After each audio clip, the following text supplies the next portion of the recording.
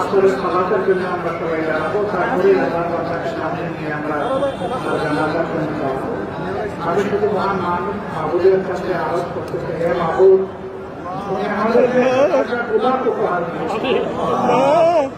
আল্লাহ, তার রূপে আমরা মুক্ত ছিলাম, তার সৌরভে আমরা সকলেই মুক্ত ছিলাম। আল্লাহ, তিনি যে গ্রাম ছড়িয়েছেন মাহবুব, এদেশের লক্ষ তরুণ সেই গ্রামকে অত্যন্ত প্রশান্তির সাথে গ্রহণ করেছে। আল্লাহ, আল্লাহ যারা গ্রহণ করেছে তাদের দিলগুলোকে তোমার দিনের জন্য তাজা করে দাও। আজকে আলাই বাড়ির এই জমিনে আল্লাহ তোমার এই বান্দাকে আমরা রেখে যাব। আল্লাহ তোমার এই ফোনটাকে যখন আমরা কবরে আল্লাহ বিসমিল্লাহ আলা মিল্লাতে রাসূলুল্লাহ রেখে যাব,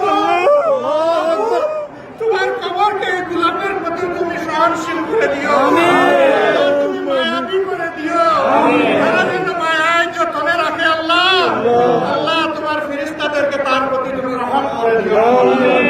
রব্বুল আলামিন, দিনের প্রতি আমাদের সকলকে তুমি অবিচল রাখো। আল্লাহ তার কবরটাকে তুমি জান্নাতের টুকরা বানিয়ে দিও। আল্লাহ তোমার হাবিবের কবরের সাথে তার কবরের রূহানি সম্পর্ক তুমি পয়দা করে দিও।